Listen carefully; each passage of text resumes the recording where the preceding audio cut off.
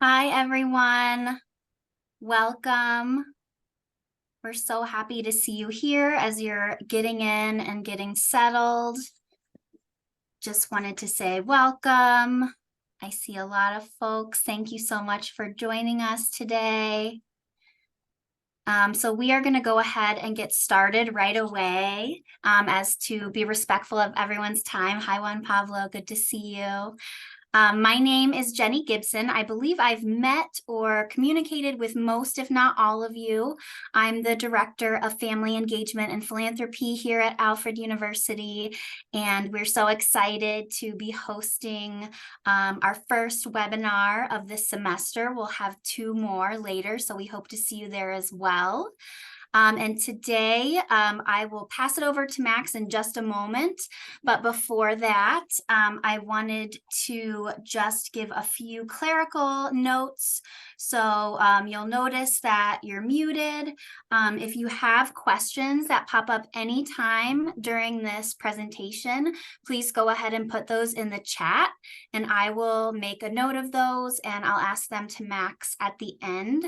If you have something that seems really relevant to what he's talking about at the time, I will do my best to ask it right then, but I will be watching and making a note, so don't worry about that.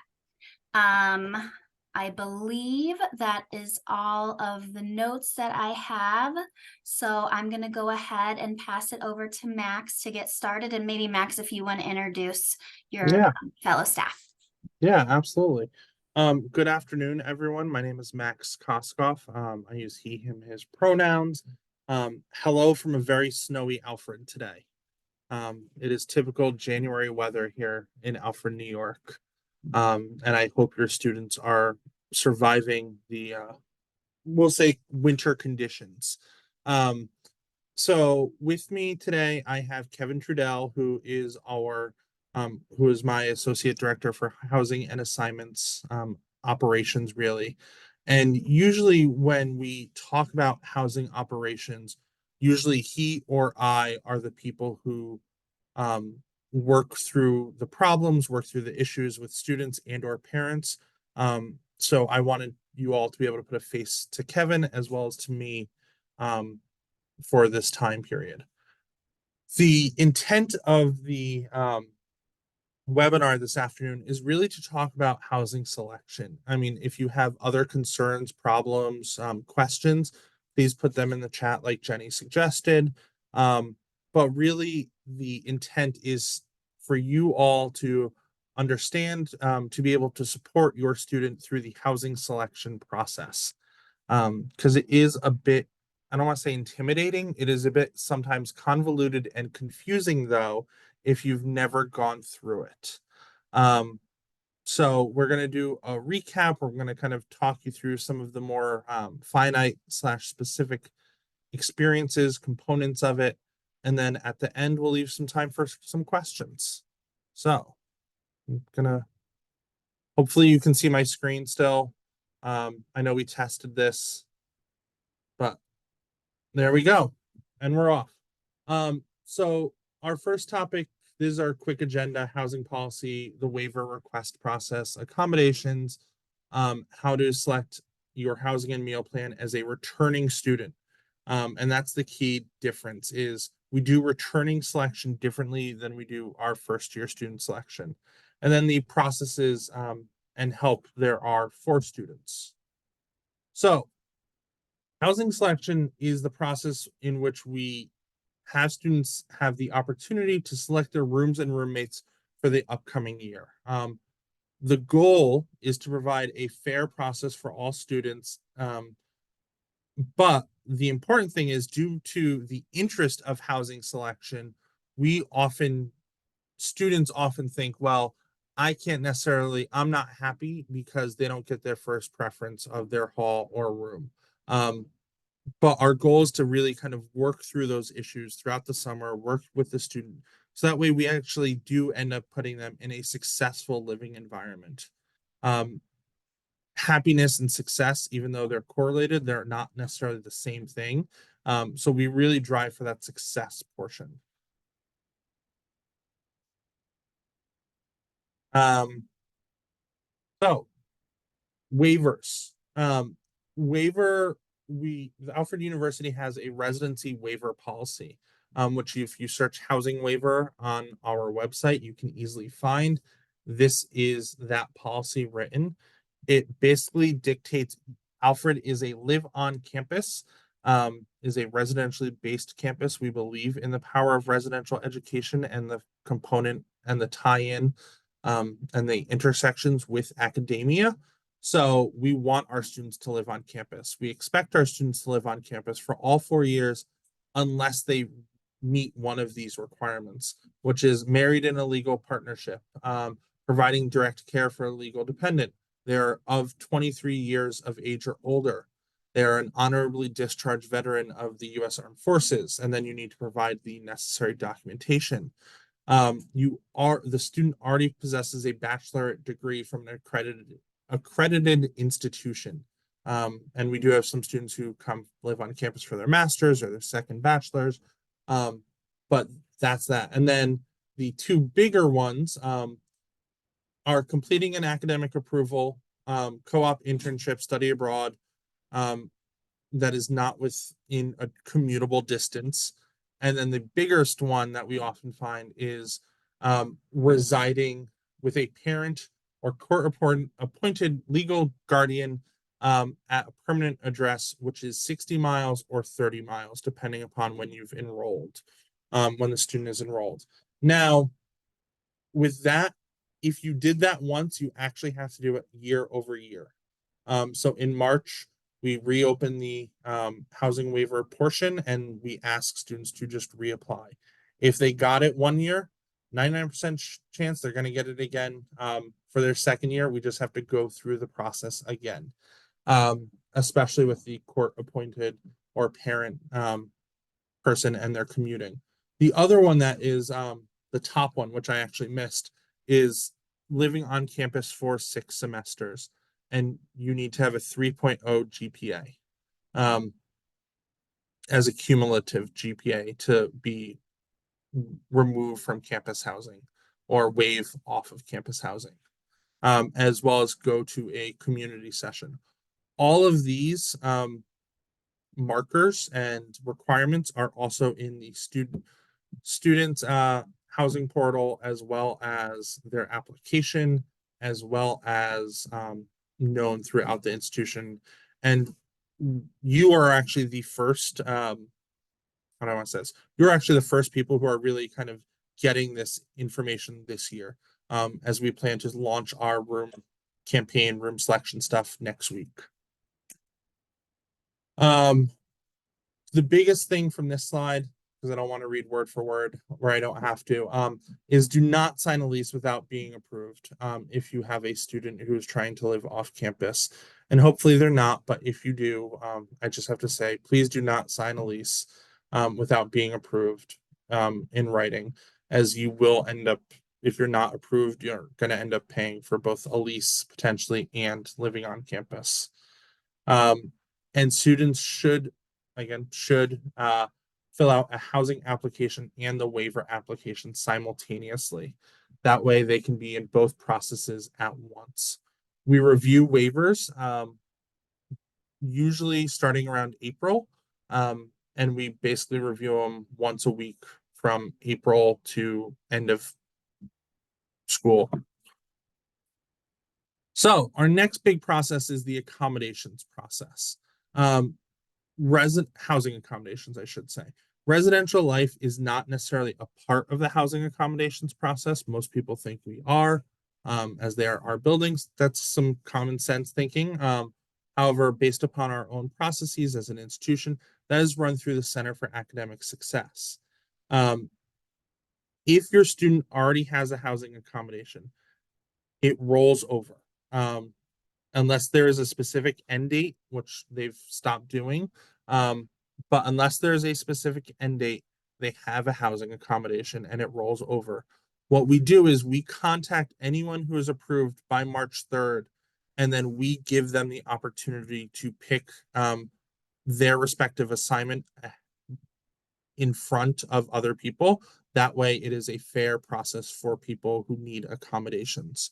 And if you've never seen our housing accommodations, because maybe you're thinking, oh, my student needs some housing accommodations based upon their performance or based upon what they're telling me over winter break. If you go to our Alfred website, as I'm going to pull that up real quick, hopefully you can see our Alfred website now. And you search up top housing accommodations, it will bring you to this page. This gives you all of the information you need for housing accommodations. Gives you the request process, which is down here. The student has a self inventory form, which is number one. A provider, most likely a licensed clinician, healthcare provider, needs to complete number two. They upload their document to number three. Once all of that is completed, that is when the student's housing accommodation is heard. So it is really important if students want to do housing accommodations for whatever reason for the next academic year, you start that process with your student now.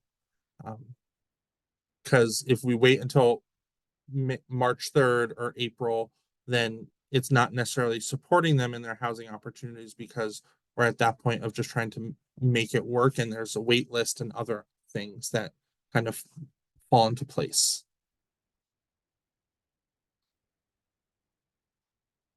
There we go. So our housing selection timeline this year and some things to do to support students in their housing selection opportunities. We're going to do a roommate social. This is for students who may not know who they want to live with, but know that they need to live with somebody, but they're just a little anxious. So we're going to do a few of those throughout March slash end of February, more so February than March. I apologize.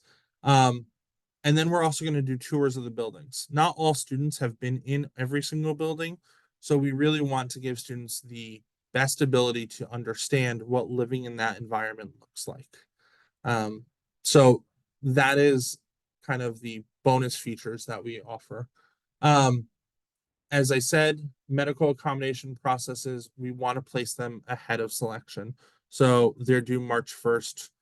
So that way we can start really placing them March 3rd. The housing application slash license, I use those words very interchangeably because they are an application slash license. This is what your students have done in the past. However, if they are now above the age of 18, they do not need to do a parental verification. So you don't need to sign off on it. But again, great question to ask your student come first week of March is, hey, making sure you've done your housing application. Because if you haven't, they can still get housing. However, it's not going to be necessarily their preference. And that's really important for them to know.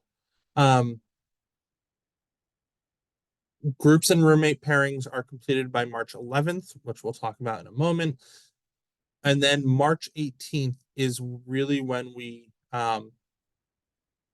start the housing selection. It's basically Monday, Tuesday, Wednesday, Thursday.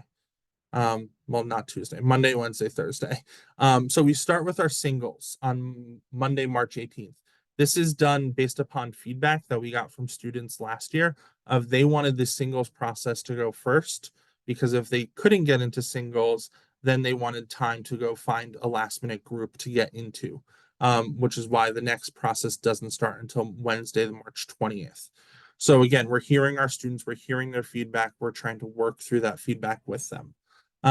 So then apartments and suite selection process is Wednesday, March 20th. Those are for our Pine Hill Suites and our Ford Street apartments. Most of those are 6-person apartments, which again, 6 is an awkward number. We know this. It's what we have. It's the physical spaces that we have. And then at the end, we have our double selection process, which is just for a standard double on Thursday, March 21st. Sorry, that's wrong on the RD. It's March 21st though. And then Friday, we act as a cleanup day, really. And we're here to support students trying to do some any minute room selection, or maybe they didn't get their group, or maybe, oh, they want to do a in apartment room change or something like that. We're here that Friday, obviously, to support those efforts. So, we house students by cohort. So most of the first year students, if not all, are housed currently in Cannon, Barisi, Moskowitz, Teft, and Bartlett. And that's going to stay moving forward because that gives us the best opportunity to impact our first year student success. So sophomores will be able to choose next year from the Brick, Connors, and Cruzen. Cruzen this year is offline, but it is currently under a facelift, not a full scale renovation, but a good size facelift to be done and open next fall. Rising sophomores through seniors can choose Pine Hill Suites. And then specifically, juniors and seniors can select Ann's, Joel's, and Ford Street apartments. And if they want, they can select obviously the other areas as well. The areas that aren't on here are the special interest houses. So Hillel House, Language House, Honors House. Those processes actually go through their own uh, process with that academic advisor of that program. So if your student talks about living in the honors house, great. We want those experiences. It's just not necessarily done through us, but it will still come in at the end. So if they're telling you those things, good. It's not like they're not really getting housing. They are. It's just a different process. Um, da, da, da. So here are the housing and dining rates for the 23-20, sorry, that's supposed to say 24-25 academic year. I missed another typo. I apologize. The rates increased a little bit just across the board. Rates increase everywhere. But this is also in their housing license when they sign up. The meal plans may be doing some changing. There's a conversation next week about that, but we won't know that until we get to next week. And then that's when we're actually, once we know the answer to that, is when we're going to open up the housing application and license. So this is we use a system called the housing director, which hopefully you're all familiar with as you've had your student go into it before. The student needs to complete the license application when they log into their housing portal. They click the 24-25 student application or the waiver application, whichever one they want to do. Students, once they fill the application in full, will receive an email including their signed copy of their housing contract / licenses. Again, this is due by March 1st. So that way we can have groups locked in, hopefully by March 11th at noon. So in order to select your roommates, groups, whatever, you want to go into, once you finish the roommates tab, you can then look up people who have already completed their application. You can only look up people who have completed their application, and then you can build yourself a group. So if I want to build a group with myself, Jenny, and Kevin, we can. We just have to then say, all right, we all have to request one another. And because that's the ensure your group is mutually matched within that group. And you can build groups up to 6. So the biggest one is 6, the other one is 4, and then obviously a pair. Me and Kevin would be in a group together, but we'd still have to match each other and request each other. You can search by any of these factors: first name, last name, major. Student status is what type of year they are. So if you don't really know, you want to live with a first year student though, but you don't know who or what, you can literally click that and it'll bring you up all the first years. Please do not have your student put in multiple. So if you know your name is Kevin, great, but you don't know how to spell their last name, unless it's exact, it won't come up. So it's a better idea to go broadly than more specific on this page. And then you'll see that the yellow means that you have the roommate request in. Example is not requested. But then that's on them to then match that. So once matching is done, once the application is done, students in that process will receive a random priority number for selection. It starts with seniors and then goes followed by other class years. So our seniors are going to select first, then juniors, then sophomores, then first years. And there are some seniors who do end up staying for a fifth year because of whatever academic reasons. So there are some seniors in the process, not a ton. Each student is assigned a specific time. So I may be assigned 12:02 p.m. Kevin may be assigned 12:04 p.m. Because usually there's about 3 minutes in there where it's only your time to select. So it gives you that opportunity to know and use the site. But it's usually around 3 minutes in between every single person. Because we also don't want it that I and Kevin go in and say the exact same assignment. It doesn't happen very often, but it sometimes does happen. And it's just kind of whoever, it's a computer system. So whichever one gets to it first is the way it kind of works. Any student in the group, so if I'm in a group of 6, any one of us has the exact same time. And therefore we can go in and select for all 6 of us. So again, me and Kevin plus 4 more people, I go in because I have the time and I have availability because I'm not in class. I go in and I put Kevin in this room, John in that room, Joe in that room, Sam in that room, and then I click submit. Because then everyone is in that one room. So if you're in a group, not everyone in the group has to go in and select their space. Once their time passes, so let's say my time's at 12:02, but I miss it, I can then go in anytime that day after 12:02.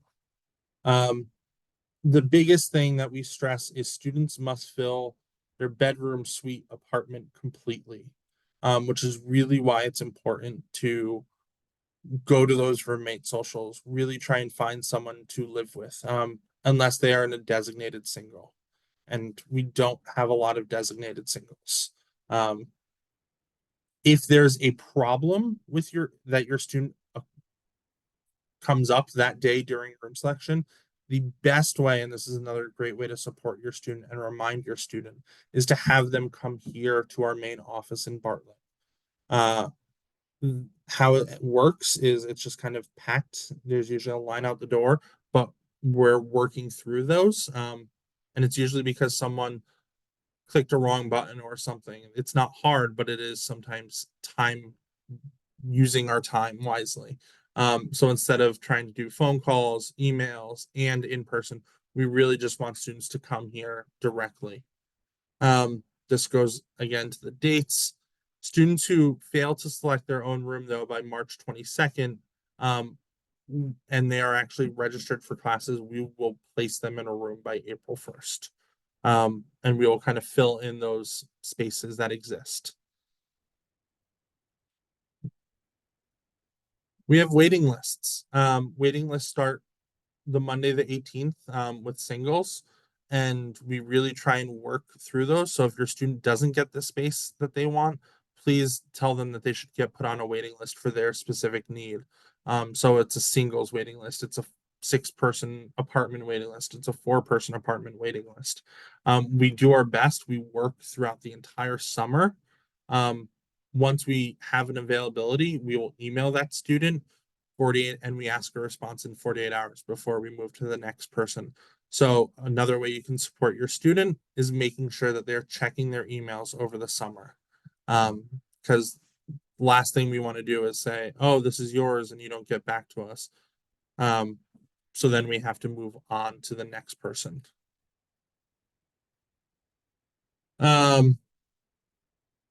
You'll see who your room selection group is in our housing portal. You'll see their time in our housing portal.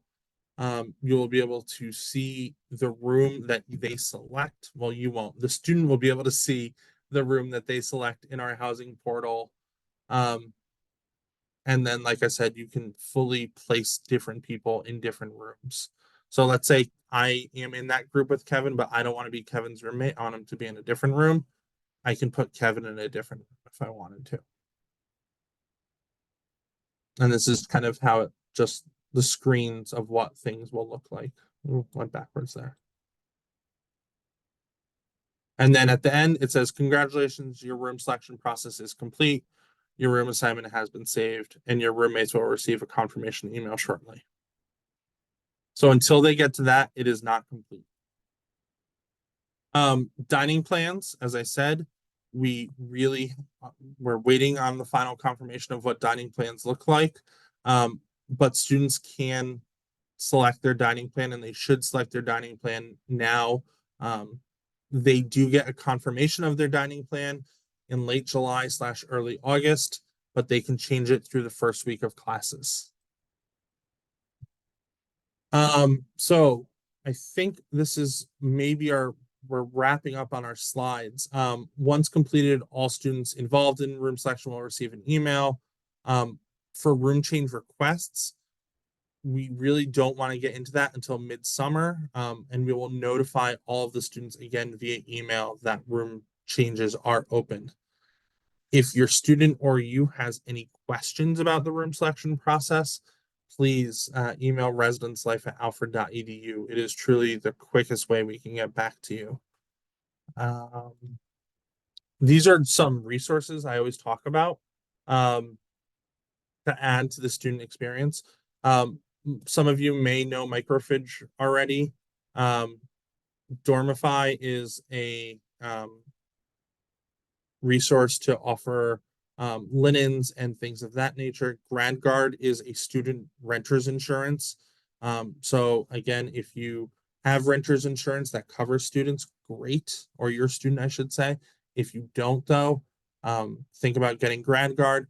Dorm Room Movers is a storage company for over summer. A lot of students tend to accumulate things by a mass. And so we really encourage them to find some good storage companies. And this one will either ship stuff home or they will take it for the summer and then just bring it right back to the room that they will be in for the next semester. I'm going to stop my share at this point, Jenny, because I think we've hit anything or we've hit all the slides. I think I have one more random comment though that I want to hit on. I was supposed to talk about at the beginning. So the housing license is a part of the application, like I said at the beginning. But one of the feedback that we heard this year was that midterm break, that October break. So even though midterm break will still be happening, we are not closing the halls. So that is, again, a different change that we're doing. So your student can live here, stay here. But yeah, Jenny, I think I've hit everything I want to talk about. Okay, we have some questions. So first of Love it. all, while you're answering questions, we had a request, can you show that last screen again that had the vendors on it Yeah, so people can get a good look at it? absolutely. And if you search, okay,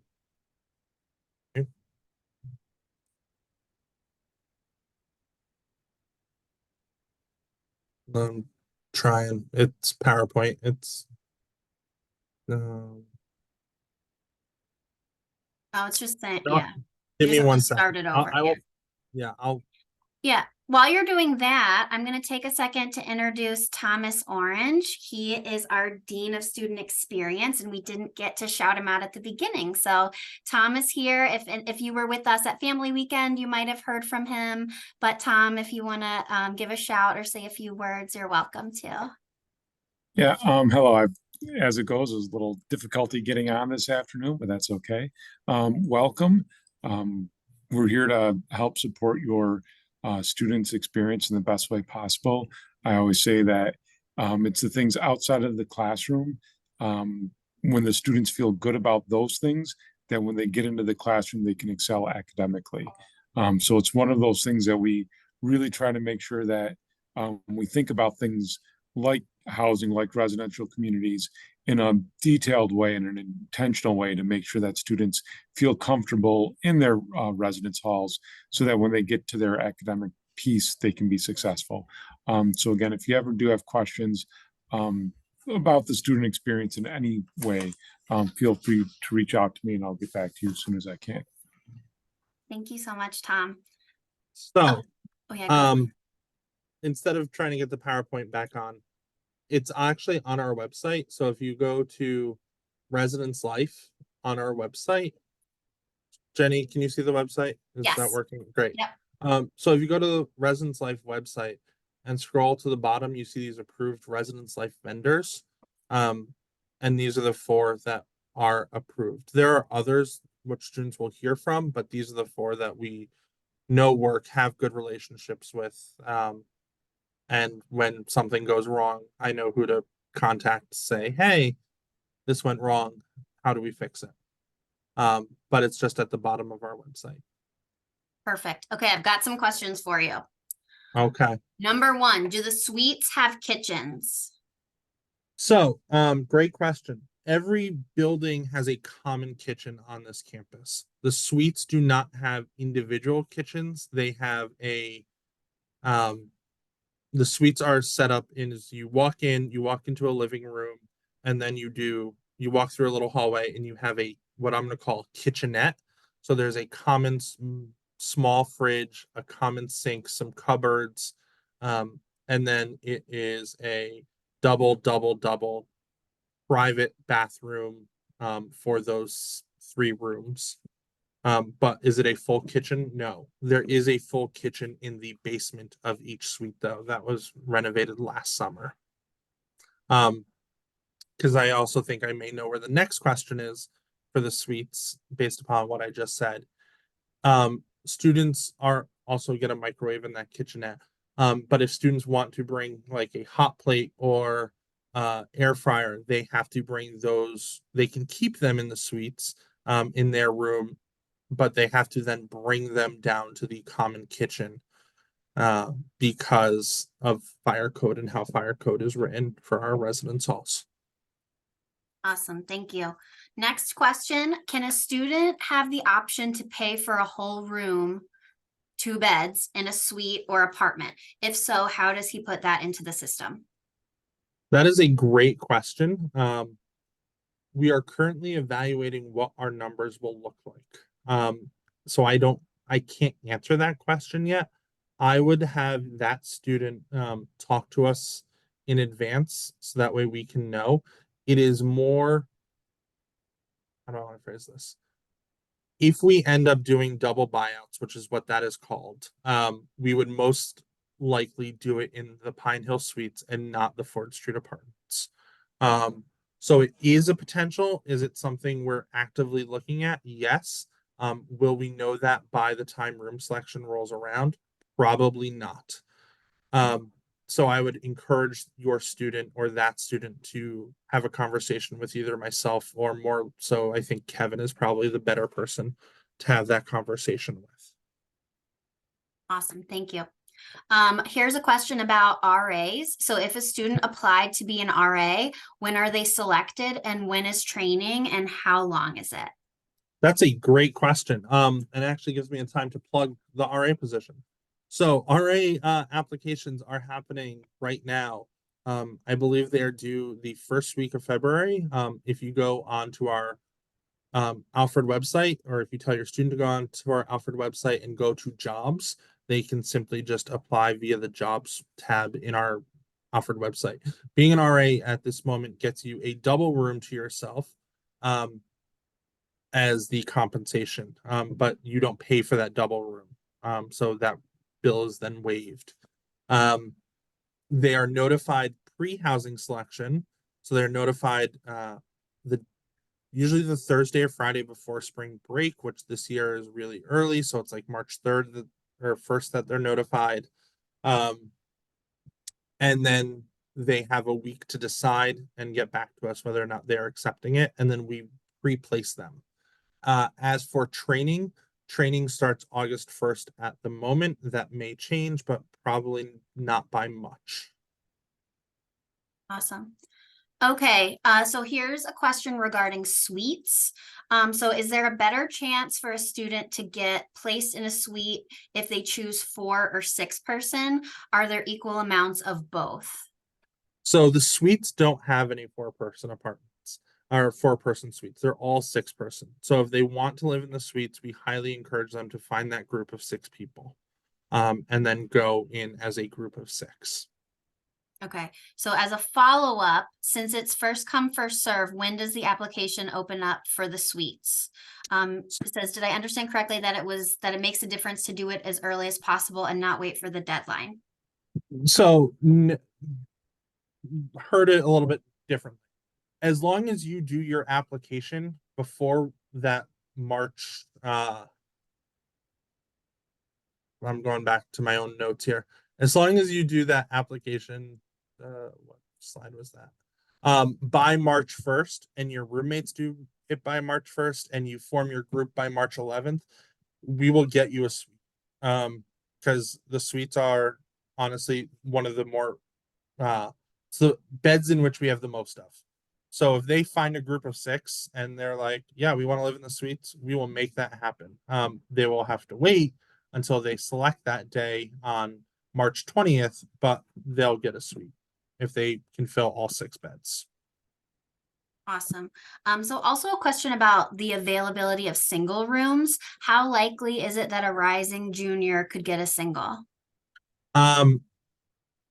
It all depends, honestly, how many seniors. And that's not an exact science. So Anne's house is 48 singles. Joel's house has I think about another 15 or so. 10, we'll say 10 for be conservative. So that's 58 singles for our juniors and seniors exclusively.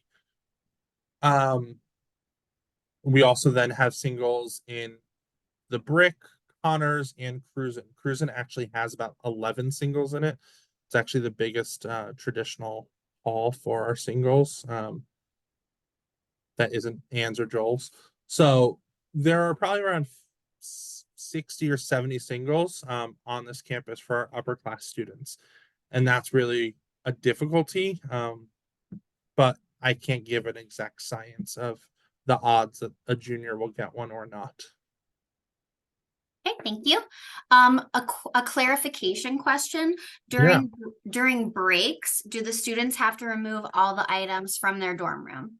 No, students have to remove all of their items when they are no longer a residential student at the end of the semester, or if worst comes to worst, prior to when they're no longer a residential student.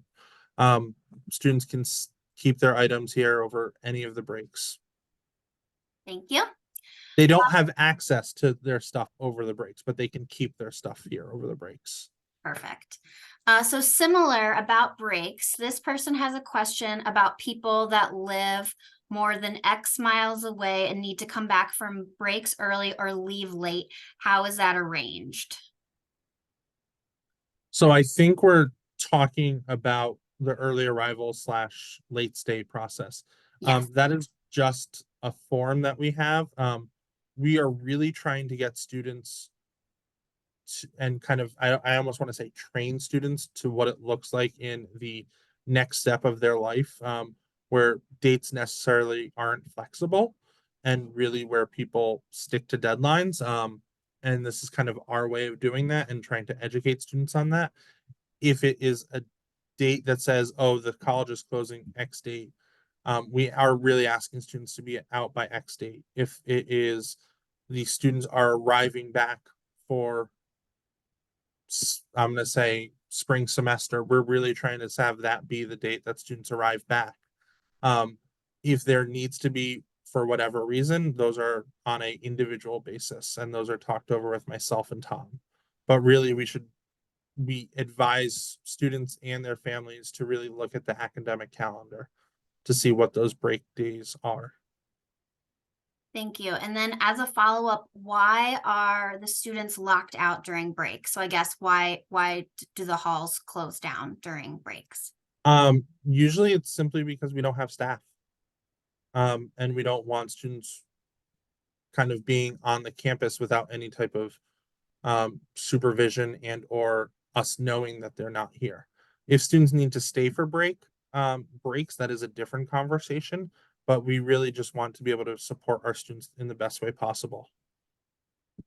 And to Okay. jump in on that real quick, we did change that for that fall break this year. Well, moving forward, again, that was that second week of October, where it was Monday and Tuesday. And again, we had a lot of students request to stay in because it's such a short break. That one's understood. The break between fall semester and spring semester, the campus itself closes down for about 2 weeks where there's literally nobody on campus. So we're very concerned about student safety. And that's one of the reasons that longer break. But again, in between kind of those other ones, the spring break and Thanksgiving break, it's tough to have people on campus when, again, all the buildings are closed and we, tend to be nowhere for students to go to even hang out.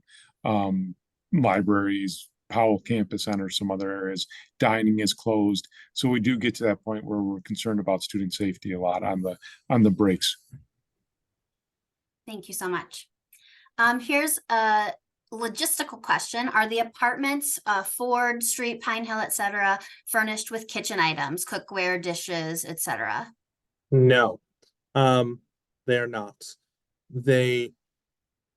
They're, I'm going to say furnished in the terms of furniture. So there is a dining room table, there's dining room chairs, there's couches in the living area. In the Ford Street apartments, there are also appliances. However, there is not necessarily cookware to use or dishes or things like that. That is all the expectation is students bring their own for that. Great. We had a question about, will this recording be available to rewatch? And yes, it will. I'll give you some information about that when we close. Are sports players charged if they need to stay over during a break? No. Okay. It's an easy one. Oh, Or if they arrive early for fall, no, they're Okay. not charged. gorgeous. Okay. When does the housing application begin? Just as a review, maybe for people. So the students can log into their portal. That is a great question. Give me one moment and I will tell you what day. Okay.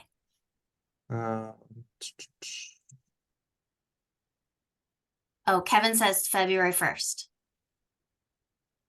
February 1st. Kevin's right.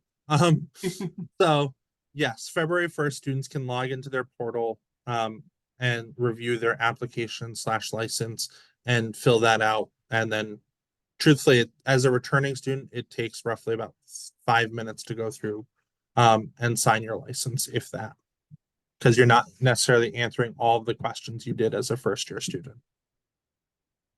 Looks like we have a question about a fee for a student to stay during Thanksgiving break. If everything is, okay. So can you or Tom maybe talk to why we charge a fee for students who may live really far away? Why we have to charge a fee for them to stay here over Thanksgiving break versus leaving? Tom, you want me? Yeah, I think one of the reasons is because, again, we do shut down. We don't, RAs go home, area coordinators have, a break, and the people that do stay, because we do have, we incentivize RAs to stay. And so we have to cover that cost. We have to cover costs of custodial work and things of that nature outside of the traditional time that we're open. So again, having people come in on their break needs to be covered. So that would be the reason why. And Max, I don't know if you want to chime in. You answered it perfectly fine. Here's a good question. How is all of this information being communicated to students? So if our families want to check in with their student, where does the student go to find all this info? I was waiting for that question. So Starting next week, we will be doing weekly emails to students, our returning student population, saying room selection is coming, room selection is coming. And those will be going out weekly to their Alfred email. Honestly, once they do their application, I think the email changes a smidge saying you've done your application. Kevin is shaking his head yes. So that leads me to be right. So we changed the email a little bit once they've done their application.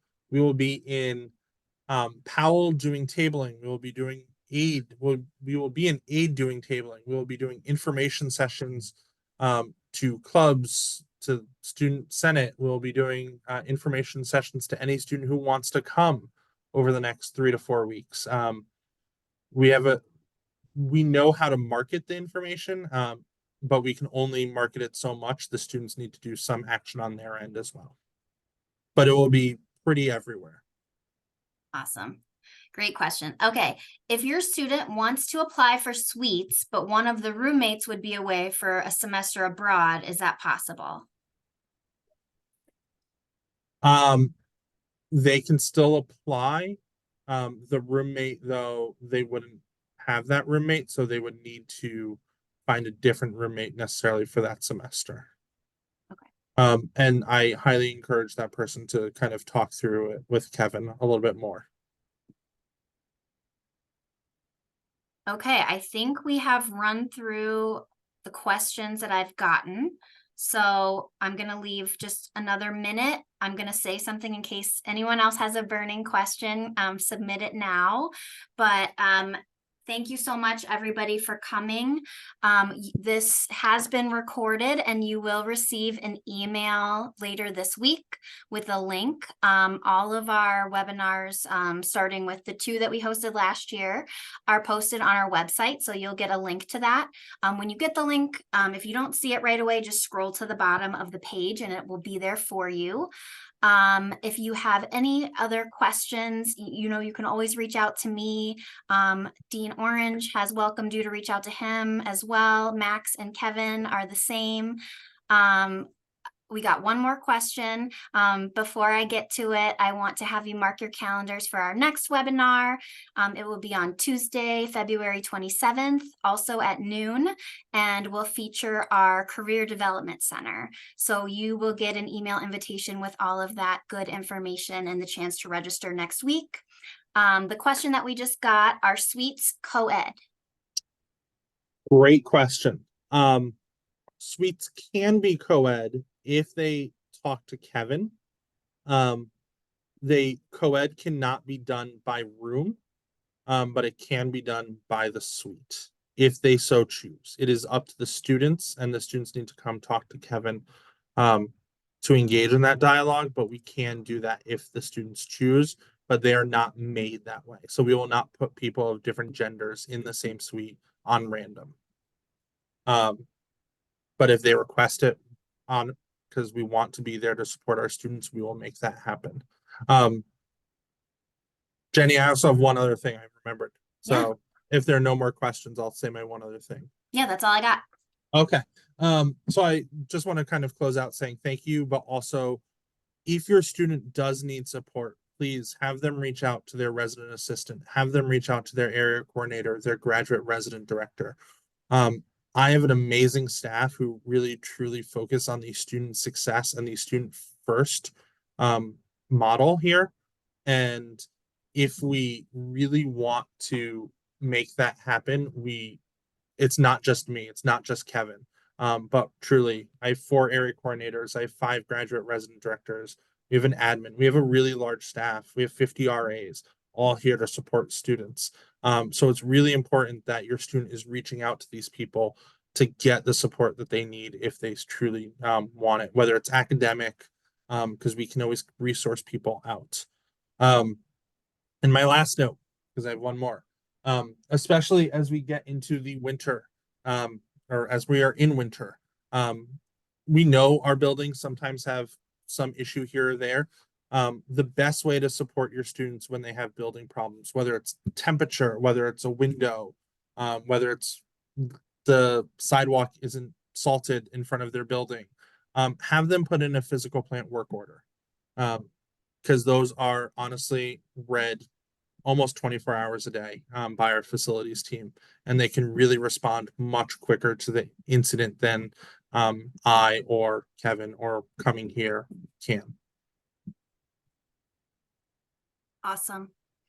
Thank you all again so much, and feel free to reach out as you need to, and send your students some warm vibes to help us all and help them get through this fun winter season that we're in. Thanks again very much. See you next time. Bye, everyone. Thank you.